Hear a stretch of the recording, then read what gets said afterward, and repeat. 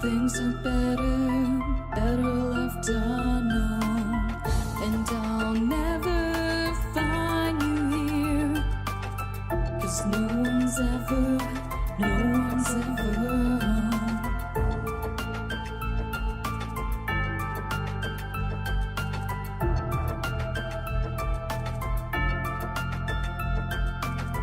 Oh, what a widow, a peaceful spider.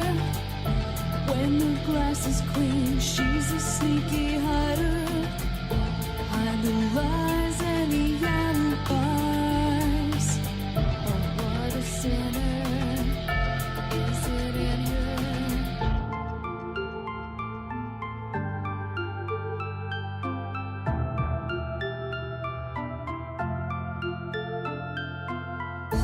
What's the truth in this riddle? Is love really just this simple?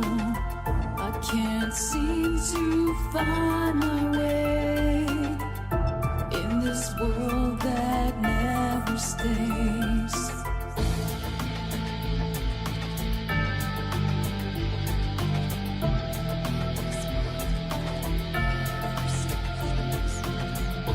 What a widow, a peaceful spider. When the glass is clean, she's a sneaky hider.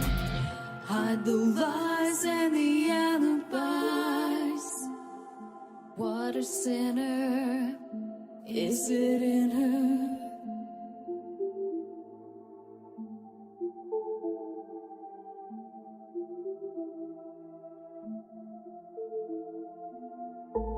Is this real? Just illusion? I'm lost in the wonderland of confusion.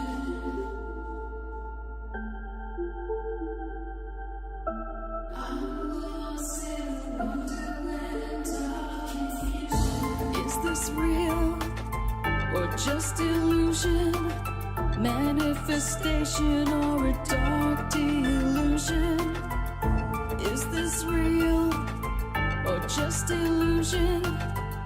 I'm lost in a wonderland of confusion.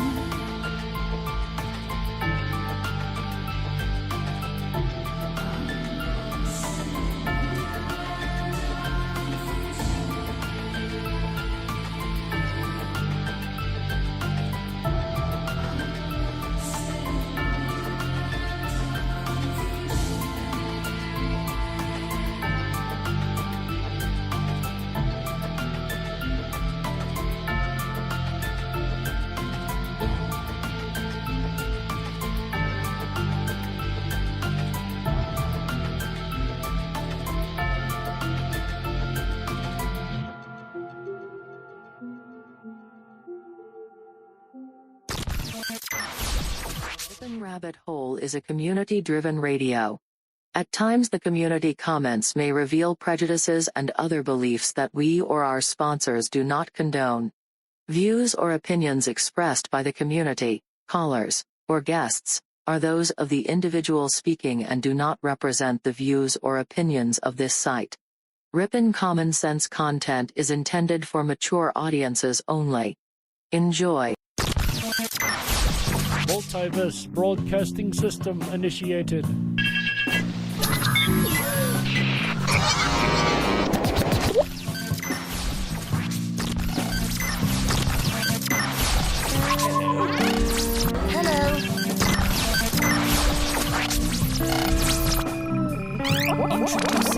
Lasers. Multiverse connection established. Lasers. Hello. Multiverse connection secure. This station is now the ultimate power in the universe. This is My Life DIY, and Hi, this is JoJo. Hi, my name is Ash. Hey everybody, it's AJ the Ripon Rabbit. This is Cynthia Sue Larson. This is your man Meta, aka Propagate This Light. And you're now listening to Dark Wolf's Den. The Dark Wolf's Den Show on Ripon Common Sense Radio.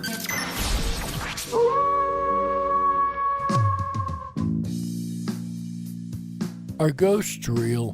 We had 1,000 hours of continuous communication with the spirit world. Does time travel actually exist? The laws of physics seem to be compatible with time machines. You know, sometimes I wonder about reincarnation. Don't you? A 4-year-old boy in Adelaide, Australia, has told his parents that he used to be Britain's Princess Diana. What would happen if the world found out that aliens were real? I didn't say disclosure would be easy, but what is the alternative? To establish a space force as the 6th branch of the armed forces. We have so many questions and yet so little time, so to have you here, the pleasure is all mine. Coming to you from a secret mountain cave, hidden deep within the Idaho wilderness.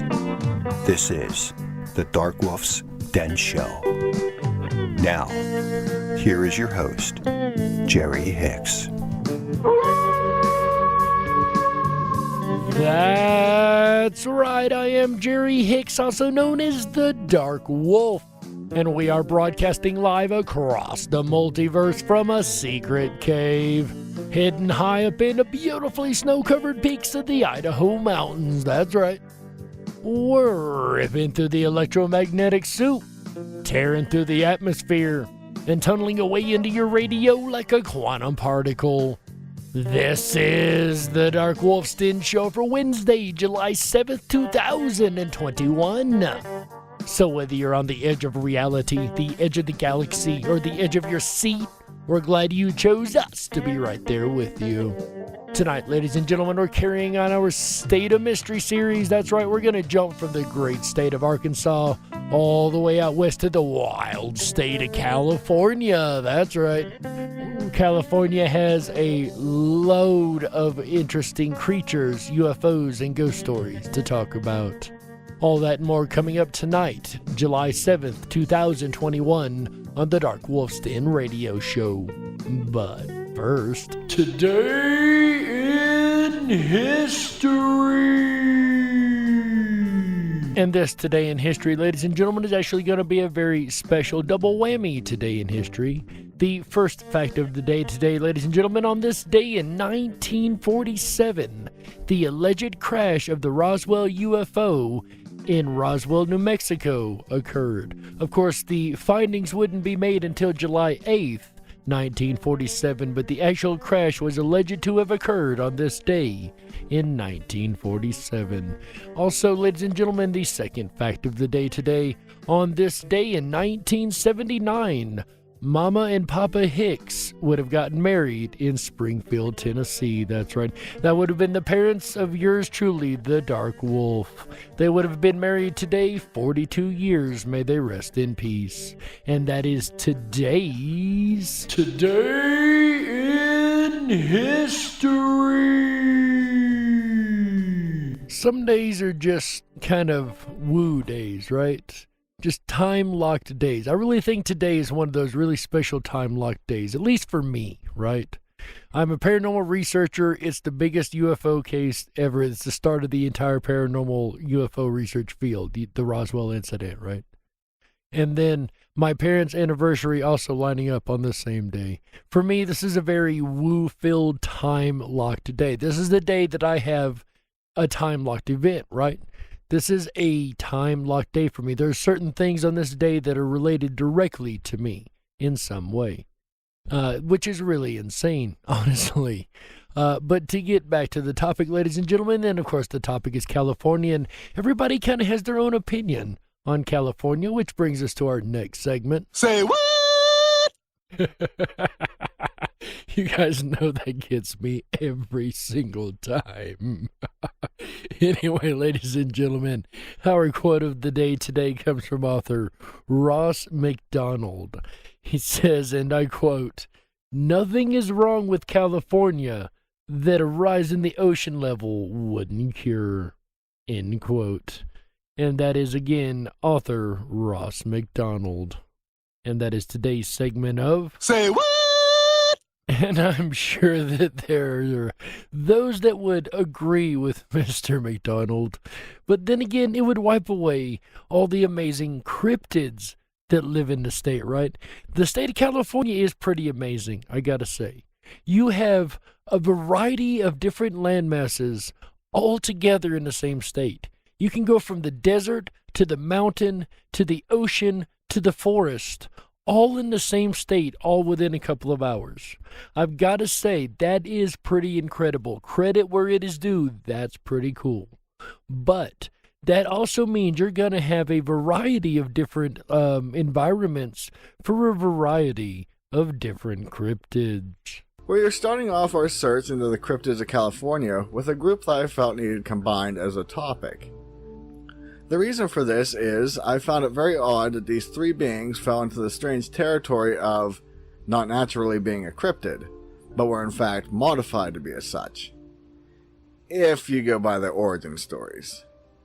These stories are quite incredible, even for paranormal topics, but it is really fascinating how similar their premises are. Told you guys California was going to be a wild one. And of course, we did a show a couple weeks ago about the animal-human hybrid people, so maybe some of these cryptids will fall into that category. Let's see what we got. Our first story comes from Ventura County and is known as the Billowak Monster and has been mainly encountered on Wheeler County Road.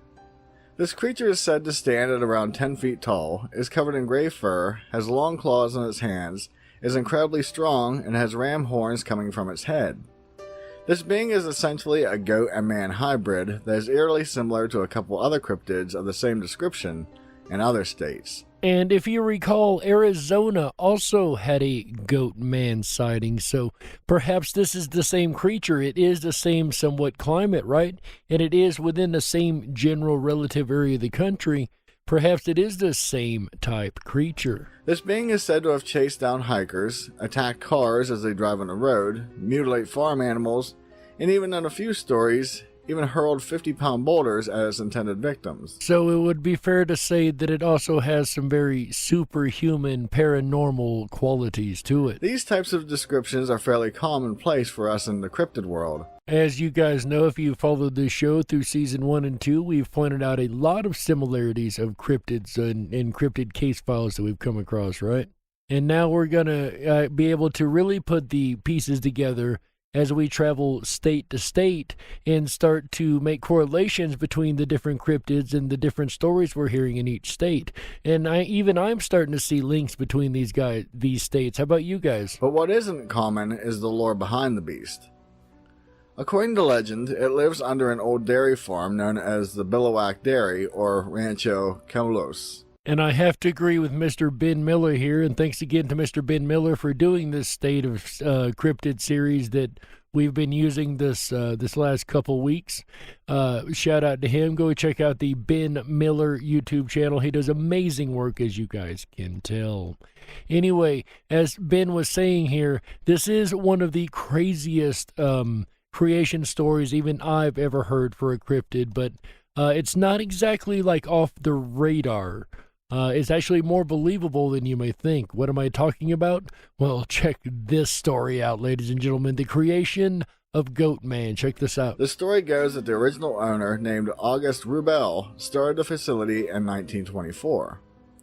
While it looked normal on the outside, many claimed that it housed a dark secret under the foundations. Legend says August belonged to the OSS, which later became the CIA, and he set up a lab under the dairy farm to work on experiments in order to create a super soldier for the OSS.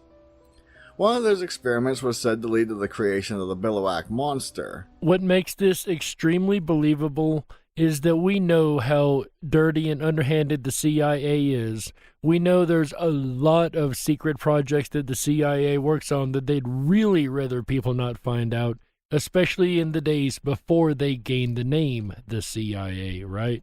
So the possibility of them trying to create a super soldier, again, that's not out of the realm of belief, because we know our government and many other governments around the world have been doing that for a very long time, right?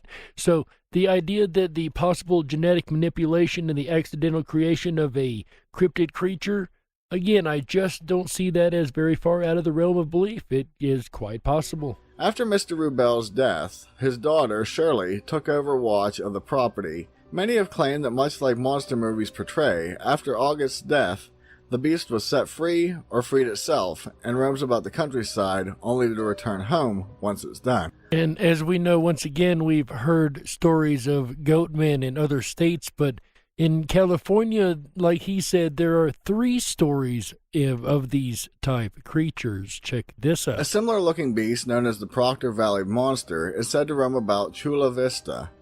Reports of this being that resembles a minotaur started in the 1960s, and it seems to have the same activity as the Billowback monster. 18-inch footprints were collected from the beast, and they are currently held in the Bonita Museum. That is literally a 1.5 foot long footprint. Many stories claim that this creature was also modified to being what it is, but not as many details are given as the previous story. Sadly, with these reports comes the inclusion of the famous hook hand urban legend, so a lot of people rule this one out as a hoax. I normally would as well, if there wasn't previous stories that describe the same creature. And we've said that here on the show ever since we've started, pretty much, is that when you have a multitude of case files that share the exact type of details in them across a number of years or a number of cases of people that don't know each other, it's a lot harder to call it a hoax, no matter how insane the claim may be. We aren't quite done with cryptids coming from labs. Since the 1960s, stories have emerged about a strange creature that can be found in Napa Valley on Patrick Road.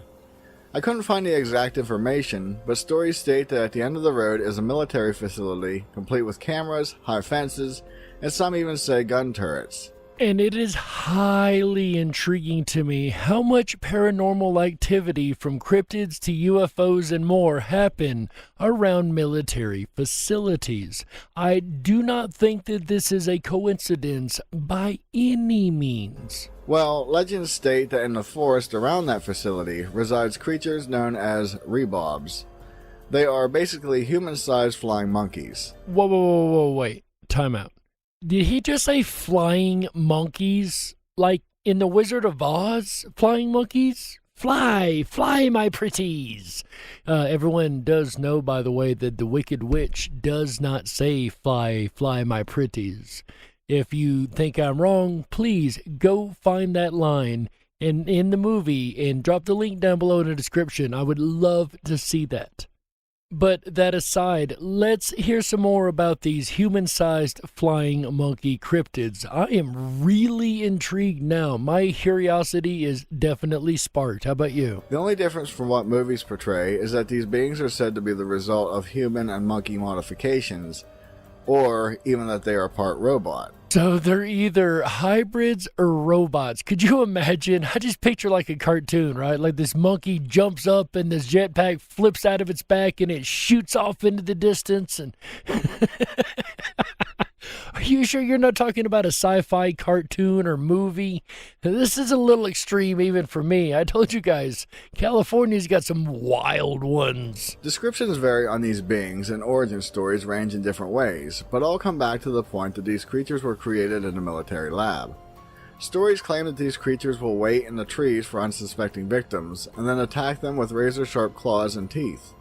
There are multiple stories of these cryptids attacking parked cars, and those lucky enough to escape, their vehicles are left with claw marks in the metal and large dents on the body. So according to these case files, they're even leaving physical evidence. Some claim these beings are drawn to the Patrick Cemetery and will protect it from people.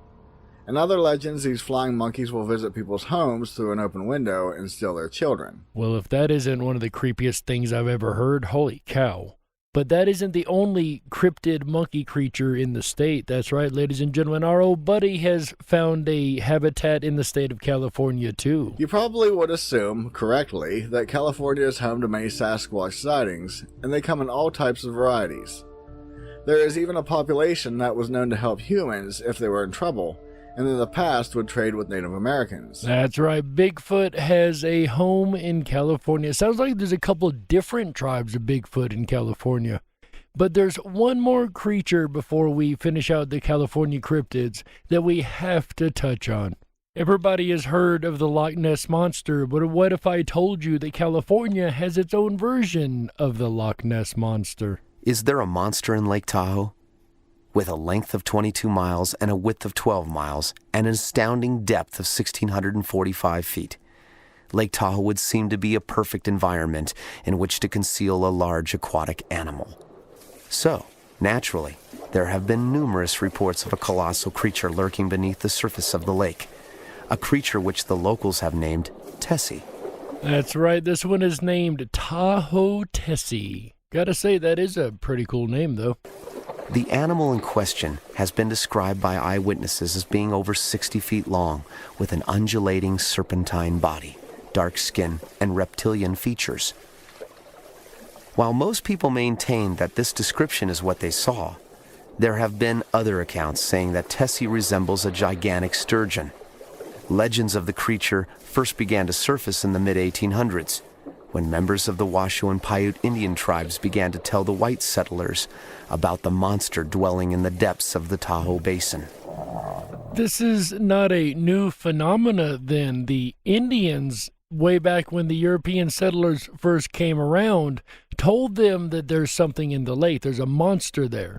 So it isn't like this is a brand new thing that just happened in the last 10 or 20 years. This is something that's been known about for a very long time by a very large amount of people. As fascinating as those original testimonies may be, the most intriguing account surrounding this mystery beast did not occur until the mid-1970s, when the renowned French oceanographer Jacques Cousteau led an expedition to explore the depths of Lake Tahoe. While submerged, Cousteau reportedly encountered something that he refused to reveal.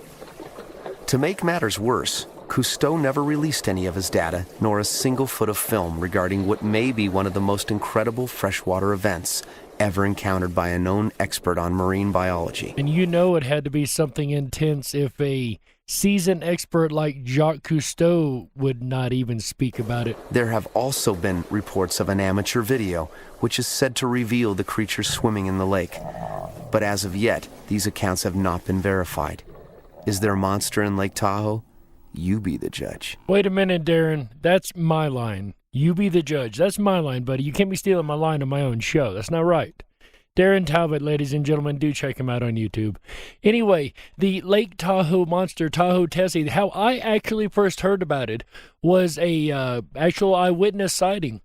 I had a customer in one of my regular jobs come to me, and they came from California. We were talking about Lake Tahoe, and I asked them if they'd ever seen anything weird, and they could not quickly enough tell me about Tahoe Tessie, and I had never heard of Tahoe Tessie until this point. So when they told me about it, I got to doing some research, and I was really amazed that I had not found this sea creature before. So there's been a number of eyewitnesses that I've talked to since that swear up and down they've seen something in Lake Tahoe. So I tell you, there's something going on there. Anyway, ladies and gentlemen, besides the cryptids going on in California, there's also a variety of UFO sightings going on in California. As I could not find any really good videos on YouTube to use for this section, I did find an incredible case file, ladies and gentlemen. So this is called the Red Bluff UFO case file, or the Red Bluff incident. Smoke gets in your eyes, or the Red Bluff refraction. August 13th, 1960, 11:50 p.m. California Highway Patrol officers Charles A. Carson and Stanley Scott were patrolling on Hogue Road east of Corning, California, when they saw what looked like a huge airliner descending the sky in front of them. Thinking that the plane was about to crash, they stopped and got out of the car to get a better look. They watched as the object descended in complete silence to about 100 to 200 feet from the ground, then suddenly reversed and climbed back up to about 500 feet from the ground and stopped. Officer Carson described it in a police teletype report. At this time, it was clearly visible to both of us.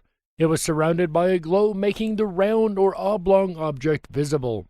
At each end or each side of the object, there was a definite red light. At times, about 5 white lights were visible between the red lights. As we watched, the object moved again and performed aerial feats that were actually unbelievable.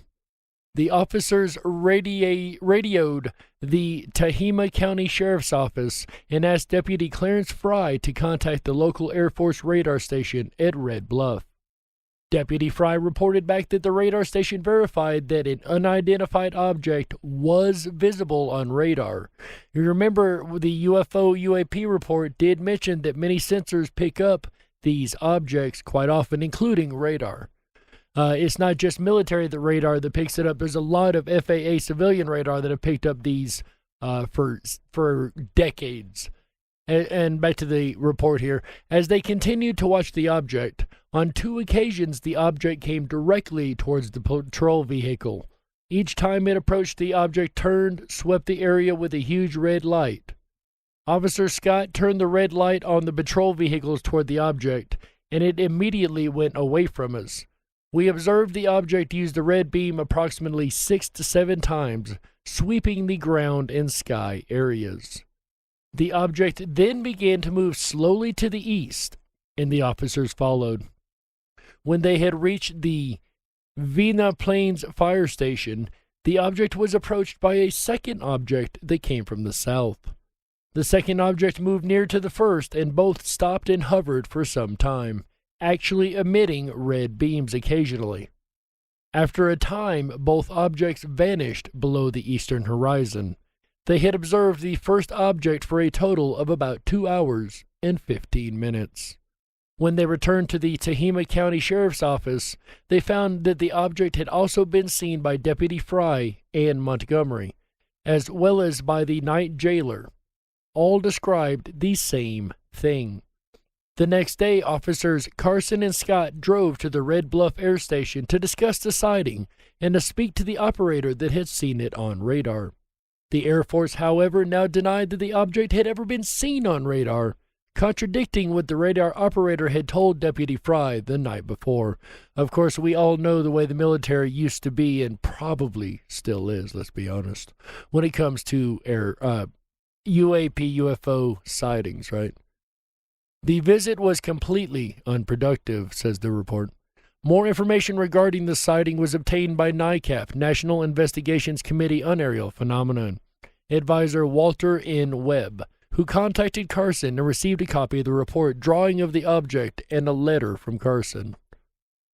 In the letter, dated November 14, 1960, Carson said, "We made several attempts to follow it, or I should say get closer to it, but the object seemed aware of us, and we were more successful remaining motionless and allow it to approach us, which it did on several occasions." In the original report, Carson also mentioned that each time the object neared us, we experienced radio interference, which again, we know that that is very, very common in a large variety of UFO sightings, is the electronic equipment going absolutely haywire. Usually, I'm assuming due to the technology being used in the craft that is being seen. Again, from the letter to Webb, the object was shaped like a football. The edges, or I should say, outside of the object, were clear to us. The glow was emitted by the object, was not a reflection of other lights. The official explanation? What was the official explanation for the sighting? In a letter to a NICAP member, the Air Force said the findings are that the individuals concerned witnessed a refraction of the planet Mars and bright stars Aldebaran and Betelgeuse. I can't even read that with a straight face. Oh my God. I'm sorry, guys. Okay, let's try that again. The official explanation, this is hilarious, is that it was a refraction of the planet Mars and the stars Aldebaran and Betelgeuse. Temperature inversions contributed to the phenomenon, as the planet Mars was quite low in the skies, and the inversion caused it to be rejected upwards. Oh, that's hilarious. They also said a contributing factor to the sightings could have been a layer of smoke which hung over the area in a thin stratiform layer. The smoke came from the forest fires in the area, hung in a layer due to the stable conditions associated with the inversions. While NICAP pointed out Mars, Aldebaran, and Betelgeuse were all below the horizon at the time of the sighting, The Air Force changed the star involved to Capella, which was slightly above the eastern horizon at the time. They neglected to explain the fact that, as the sighting progressed, Capella would have risen in the sky, whereas the objects disappeared below the eastern horizon at the end of the sighting. Officer Carson had to say about the Air Force explanations, "I have been told we saw northern lights, a weather balloon, and now refractions. I served 4 years with the Air Force. I believe I'm familiar with the northern lights, also weather balloons. Officer Scott served as a paratrooper during the Korean conflict. Both of us are aware of tricks lights can play in the eyes during darkness. We were aware of this at the time. Our observations and estimations of speed, size, etc. came from aligning the objects with fixed objects on the horizon. I agree we find it difficult to believe what we were watching, but no one will ever convince us that we were witnessing a refraction of light." A check of the meteorologist records of the area for that night by atmospheric physicist James E. McDonald failed to find any evidence that would indicate the presence of a temperature inversion. Over the next week, similar sightings were reported, including another sighting the very next evening by deputies Fry and Montgomery. That was also seen by a Corning police officer. That is the Red Bluff UFO incident of August 13th, 1960. But, ladies and gentlemen, that music, as you guys know, means we need to go ahead and take a network break right here. So sit back, relax, and we'll be right back with the second half of the Dark Wolf's Den Show after these messages. Don't you touch that dial. That's right. We gotta stoke the fires and run off the men in black. Don't touch that dial. We'll be right back. Oh, yeah, that howl means your weekend has begun. Hi, everyone, it's AJ, the Ripon Rabbit. Are you enjoying tonight's Dark Wolf's Den radio show, State of Mystery, California, for Wednesday, July 7th, 2021? I know I am. If you are, and you haven't done so already, please make sure to thumb up that video, hit that subscribe button, and ring that bell. You'll get our notifications every time we go live. We're here every Wednesday, Thursday, Friday, Saturday, and Sunday nights, bringing you the very best of common sense radio, the Ripon Rabbit Hole. Jerry Hicks and the Dark Wolf's Den will return again tomorrow night, Thursday, July 8th. Starts at 7 p.m. Pacific, 10/9 Central, as all shows do here on the Ripon Rabbit Hole. He's going to bring us a special episode, a look into Scorpion Reef. This is going to be a really fascinating tale as we go down south of the Gulf of Mexico to a little-known area known as Scorpion Reef. I'm really excited. I can't wait to see what Jerry howls at tomorrow night regarding Scorpion Reef. Then Friday night, come along with me, July, I'm sorry, it's not June anymore, July 9th, come along with me Friday night as we dive down the rabbit hole in search of the lost city of the monkey god. That's right. We're going to perhaps fly past Jerry's Scorpion Reef to get to the lost city of the monkey god. It's going to be a really interesting night, Friday night. And then Saturday, we're going to cross the Tropic of Cancer, go back into the mainland of North America, and we're going to center down into central Wisconsin in the Ripon area for the lost city of the Mascouten Nation. It's going to be an interesting Saturday night. Come along with us as we journey through ancient America Sunday night. We've been to ancient Ripon before. We're going to get very close this time to the lost city of the Mascouten Fire Nation. It's going to be really intriguing. And perhaps we're going to find out how the lost city of the monkey god correlates in some way or another to the lost city of the Mascoutens. It's going to be a lot of fun. Speaking of fun, we had to postpone the Beat Eugene interactive game show due to weather last Sunday night. Normally that show airs the first Sunday of every month, but we've moved it to this Sunday night. Join us July 11th, I guess, as we take on Beat Eugene, the very best interactive family game night. You're listening to the Ripon Common Sense Radio. Now back to Jerry Hicks and the State of Mystery for California. Reestablishing multiverse connection.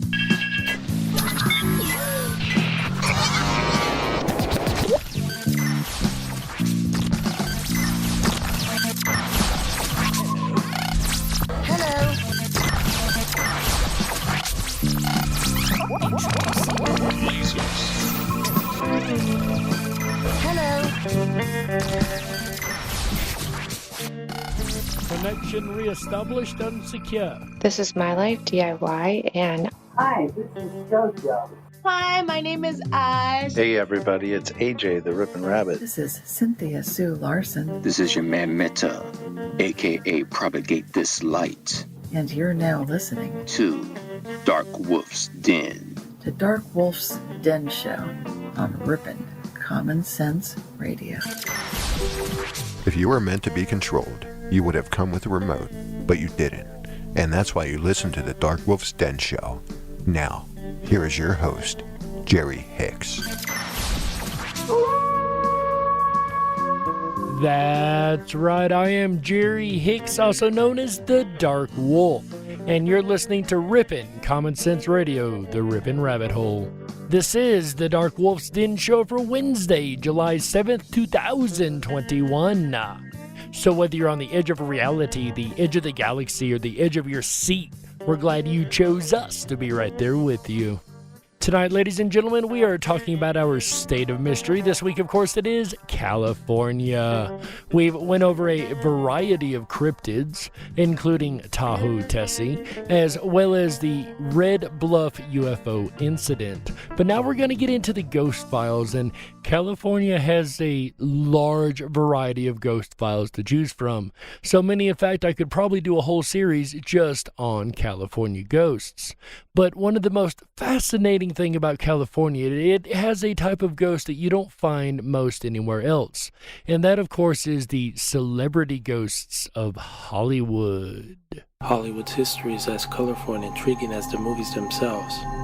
Some are tales of crime, corruption, death, and murder, and of course its fair share of scandals. Ever since the beginning of the film industry, the public has been fascinated not just by the movies, but more so with the personal lives of their favorite stars. And like the Blu-ray critic here is just saying, I've known quite a few people who have been really obsessed with stars in Hollywood. I can tell you who they are, everything they've been in, who they're married to, who their children are, how many children they have, when they got married, so on and so forth. I know some people that are absolutely obsessed with this stuff.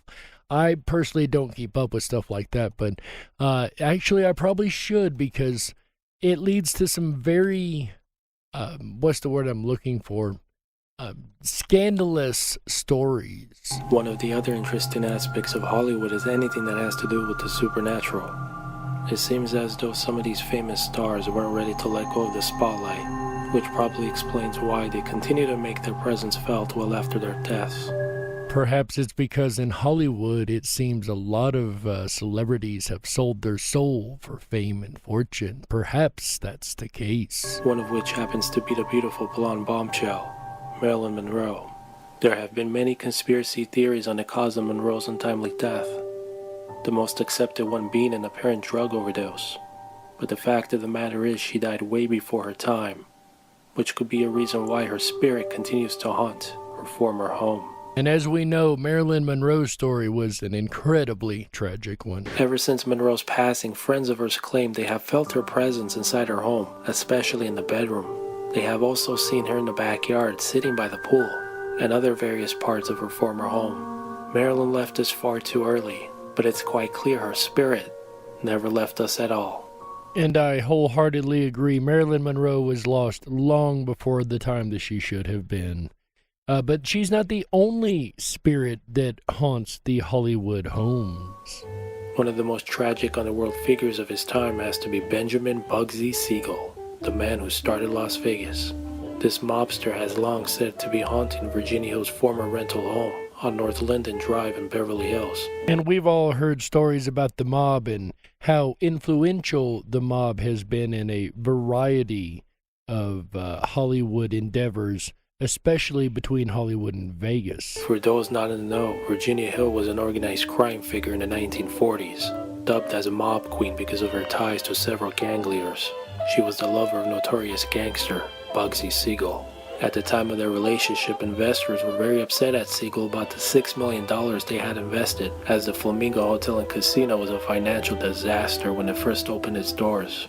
Reportedly, the mob demanded that Siegel make good on their losses, but what they didn't know was that Bugsy had also been skimming from the construction funds and from the gambling profits, and Virginia Hill had been busy hiding the money in Swiss bank accounts. Siegel knew that he was in big trouble, but he thought they had given him an extension to get the Flamingo turned around. On June 20th, 1947, Siegel was sitting in the living room of Virginia Hill's mansion while she was away in Europe. He was reading the newspaper when suddenly bullets tore through the front window. One of them shattered the bridge of his nose and exited his left eye, while the other one entered his right cheek and blew out the back of his neck. So this was an incredibly traumatic murder here. So that's actually something that we find in a lot of haunting case files, is a sudden death or a traumatic death tends to lead to a ghost situation. Ever since Siegel's murder, witnesses have seen the apparition of a man running and ducking across the living room of the mansion, only to disappear as suddenly as he came. A psychic who was brought in to investigate the house claimed that the image was the residual presence of Bugsy, imprinted on the place in his last desperate moments before death.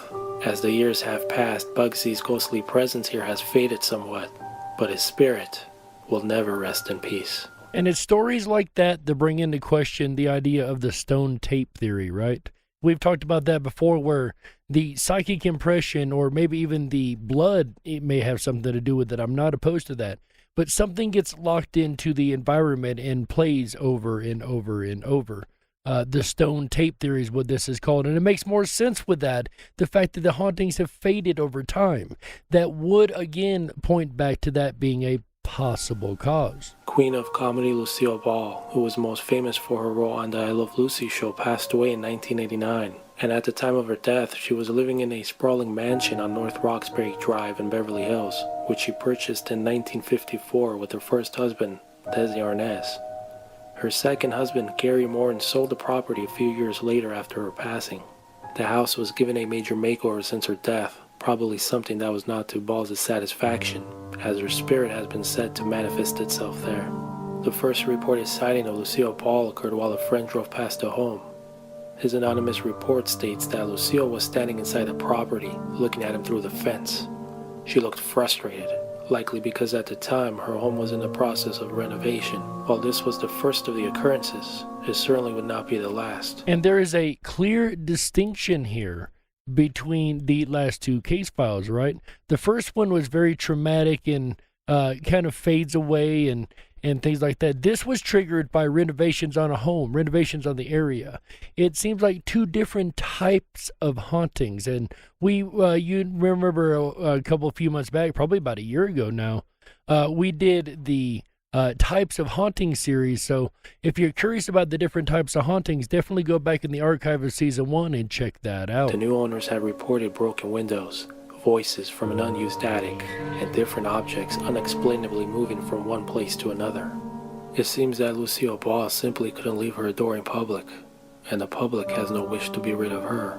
Ball will forever live on in the hearts of those who still love Lucy, and apparently in the attic of her old home. So if you can get access to Lucille Ball's old house, maybe you can have an interaction with a celebrity ghost. On June 16, 1959, Superman died at 1:59 a.m. Not the comic book character, of course, but the man who personified the real Superman for an entire generation of television fans. George Reeves, it was discovered, was not faster than a speeding bullet after all. To this day, the truth behind actor Reeves' death is still shrouded in mystery. The original Superman died of a gunshot wound to the head, allegedly pulling the trigger himself. I would like to heavily emphasize the use of the word allegedly here. Shout out to you, Anito. His death came just days before he was to marry socialite Lenore Lemon. It's said that the night he died, he was drunk and embroiled in a fight with his fiancée at his home in Beverly Hills. Friends who were also present that night claimed he then stormed upstairs and had gunshot was heard from his bedroom a few minutes later. Many believe that the story was inaccurate and that foul play was involved. After Reeves' death, realtors attempted to sell the house to settle the actor's estate. Unfortunately, though, they had trouble. Now that sounds interesting. Once again, this is the Blu-ray Critic. Tell me, BRC, what kind of trouble did they have? Occupants would not stay long because they would report inexplicable noises in the bedroom upstairs, where George had died. When they would go to investigate the sounds, the room wasn't the way they had left it. Oftentimes, the bedding would be torn off, clothing would be all over the floor, and some reported the odor of gunpowder in the air. One tenant also reported that his German Shepherd would stand by the doorway of the bedroom and would bark furiously, as though he could see something his owners could not. And I'm sure that every single pet owner out there can attest to having watched your pet follow something that clearly was not there in your vision. There was a cat in our lobby at my other job one day, and I was watching him without the cat knowing. My buddy Zazu's the cat. And I was watching him, and he didn't know I was watching him. And he was watching something else, and he followed it all the way around the room and then on up the stairs of the building. And I was just baffled. I mean, it's not the first time I'd seen this, but it always blows my mind when I see pets following something that clearly is not there. The death of Superman will forever remain a mystery, but one thing is certain, he always makes his presence known in the home where he took his last breath. And I'm kind of torn on this case file, because I could make the argument that if it was suicide, that's the punishment for the suicide is be locked into the ghost form. Again, a very traumatic event. Equally, I could argue that it is George trying to come back and prove what actually happened, solve his own murder. I don't know. There's an argument for both sides there, but either way, something strange is going on. Before Marilyn Monroe, there was Jean Harlow, who many in Hollywood have dubbed the original blonde bombshell. Harlow married MGM studio executive Paul Byrne, but it was a tumultuous wedding though, as Byrne was rumored to have been physically abusive towards her. While Byrne may have been intellectually superior to Harlow, he wasn't much to look at in the looks department. And once again, we've already got our formula started. We've got trauma and we've got tragedy. Regardless, he gained a reputation in Hollywood as a sensitive and compassionate man, which was a rare thing, and he began to be called Hollywood's father confessor. Byrne was also never much for the public life. He was something of a mystery man, especially to those who craved a spotlight. And now we're seeing two different personas hiding what's really going on. And the lure of Hollywood's nightlife. So when he began appearing in local night spots with Jean Harlow, no one thought much of it. They assumed that it could never last. And soon, things began to change. As the weeks passed, Byrne looked less and less happy, becoming pale, distraught, and almost haggard. He didn't tell anyone what was bothering him, but that didn't stop the rumors from spreading. One of the rumors stated that they were having money problems, and Jean didn't like the house they were living in and wanted to sell it. Byrne refused and argued with Jean. The house was located in the midst of 5 acres of ground in Beverly Hills' Benedict Canyon. On September 5, 1932, just 4 months after his marriage to Jean Harlow, Paul Byrne was found shot to death in the house. Okay, we have tragedy, trauma, and now we have a very suspicious death. This is, again, the perfect formula, as we know, for a haunting. Many questions remain unanswered regarding the death of Paul Byrne. Could this be why his ghost is still haunting the Harlow house? Perhaps, but many believe that Byrne's first outwardly appearance in the house was actually meant as a warning. It was an advanced premonition for another beautiful blonde actress that if she had heeded it, might have saved her life. That woman's name was Sharon Tate. If you are unaware who Sharon Tate was, just look up the Charles Manson trials.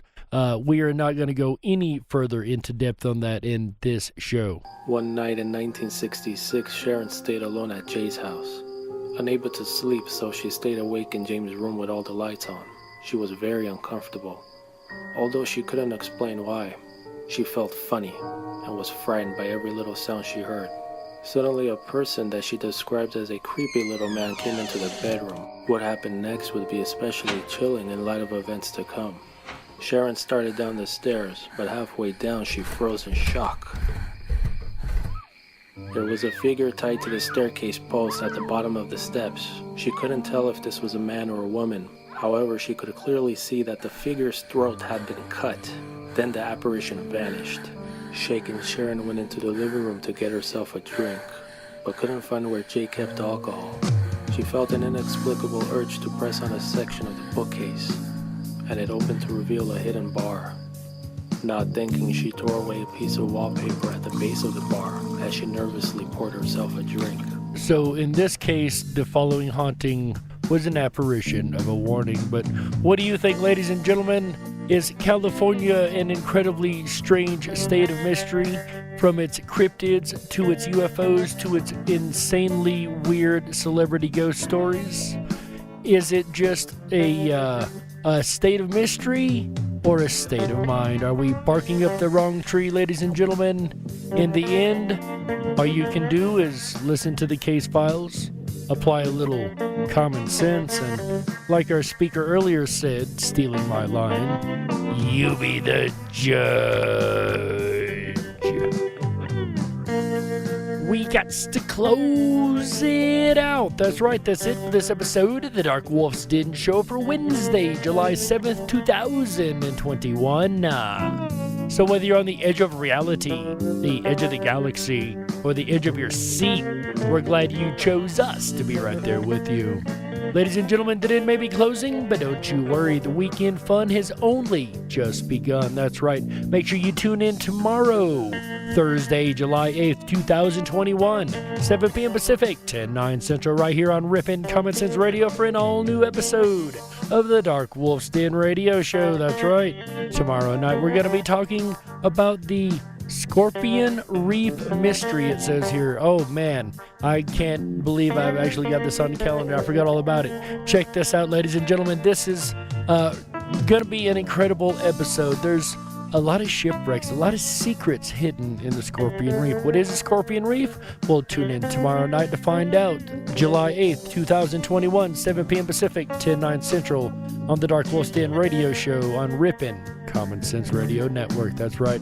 And then on Friday, July 9th, 2021, 7 p.m. Pacific, 10/9 Central, our buddy AJ the Ripon Rabbit returns to the airwaves with an all-new episode of the Ripon Rabbit Hole Live Show. That's right.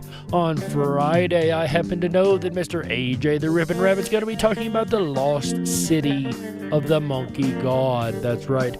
There's a lot of lost history, ladies and gentlemen, and here in the Ripon Rabbit Hole, we're about to dig into a lot of history that has been covered up by mankind. There's a battle going on this front right now, and we're about to step right onto the front lines. That's right.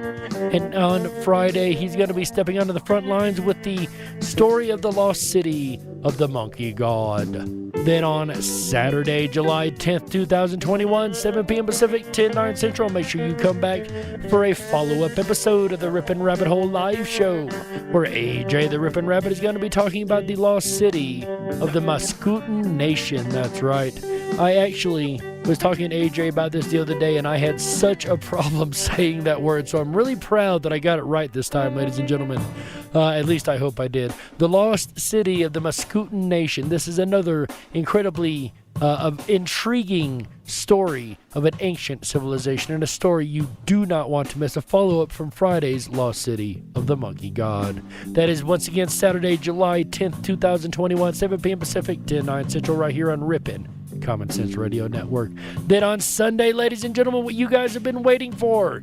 That's right, on July 4th, the voting ended for the brand new name of the Fantastic Fun Show. That's right, and the winner was Beat Eugene. So, ladies and gentlemen, the Beat Eugene show will be this Sunday, July 11th, 2021, 7 p.m. Pacific, 10/9 Central. Do you think you have what it takes to beat Eugene?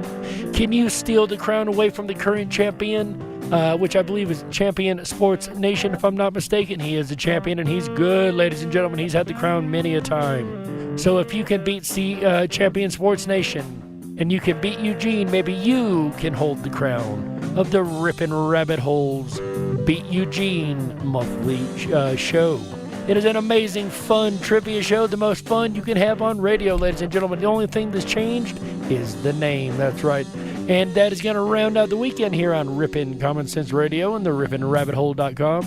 Speaking of the RiponRabbitHole.com, ladies and gentlemen, make sure you hop on over to the RiponRabbitHole.com and sign up for your Backstage Pass. I think we had a little issue getting the email out today, but usually, and when we get this fixed, you will be getting an email every single week with all the information of all the shows we're going to be putting on every week here on Ripon Common Sense Radio, so that you can keep up and maybe find your favorite topic, and you can make sure you're there at least for that night. And maybe you know somebody who's interested in other topics we're doing. Make sure you send that out to them. You can let them know. Come on over here to Ripon Common Sense Radio. That's right.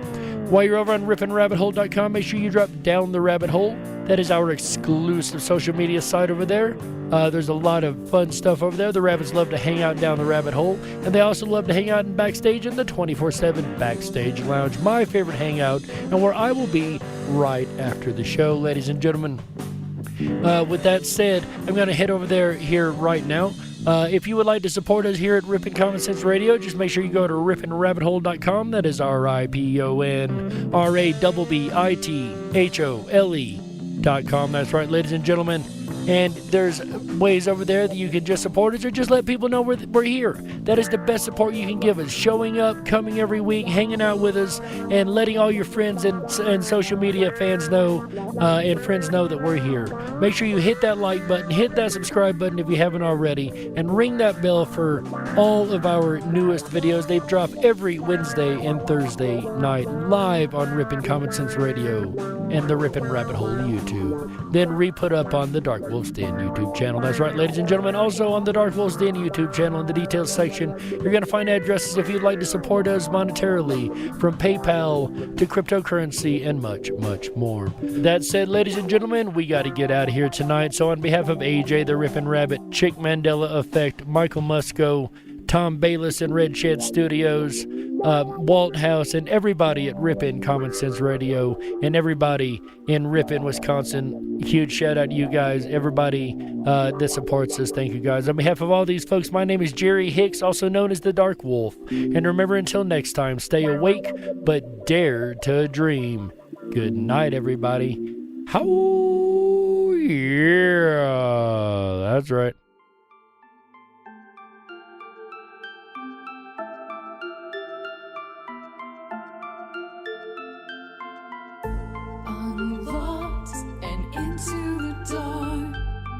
Some things are better left unknown. And I'll never find you here, 'cause no one's ever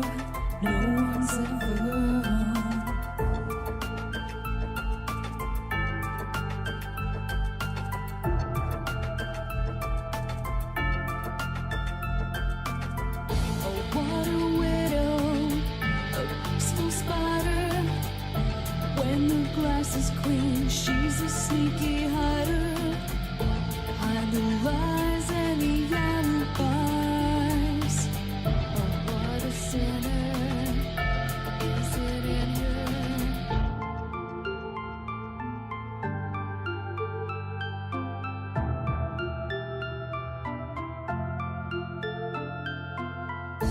What's the truth in this riddle? Is love really just this simple? I can't seem to find my way in this world that never stays.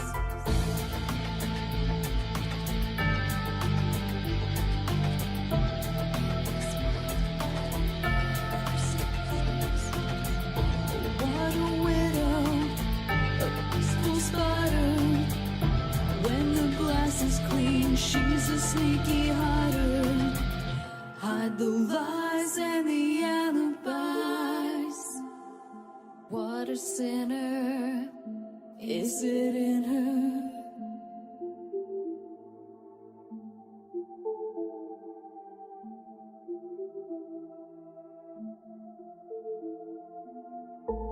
Is this real? Just illusion. I'm lost in the wonder.